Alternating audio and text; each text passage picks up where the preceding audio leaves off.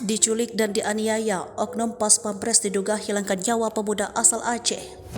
Lagi seorang oknum yang diduga salah satu anggota pasukan khusus pengamanan presiden menjadi sorotan publik.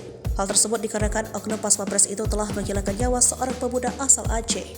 Diketahui korban berinisial IM 25 tahun berasal dari desa Muan Kelayu, Kecamatan Gadapura, Kabupaten Berun, Provinsi Aceh. Dalam beberapa video yang beredar, pelaku melancarkan aksinya di dalam mobil.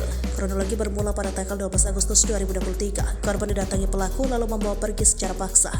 Tak lama keluarga menerima telepon dari korban dan saat itu ia menyebut sedang dianiaya oleh pelaku yang menjemputnya. Dalam percakapan itu juga terdengar bahwa IM mengatakan jika ia sedang dipukuli. Selain itu, IM juga mengatakan jika ia meminta si pria mengirim uang sebesar 50 juta. Lalu pria berkomunikasi dengan IM dan mengatakan tidak ada uang tapi akan berusaha untuk mencarinya. Setelah itu korban tidak lagi bisa menghubungi dan tidak pulang lagi ke rumah. Said Sulaiman, keluarga dari korban, langsung melaporkan kejadian tersebut ke Polda Metro Jaya pada 14 Agustus 2023. Usai melakukan kejadian tersebut, pada tanggal 24 Agustus, keluarga korban mendatangi RSPAD Jakarta Pusat untuk mengambil jenazah. Pada ini, Komandan Pas Pampres Major Rafael Granada menyebut kasus ini sedang ditangani Polisi Militer Kodam Jayakarta. Rafael mengatakan terduga pelaku saat ini sudah diamankan di Pemdam Jaya untuk dimintai keterangan.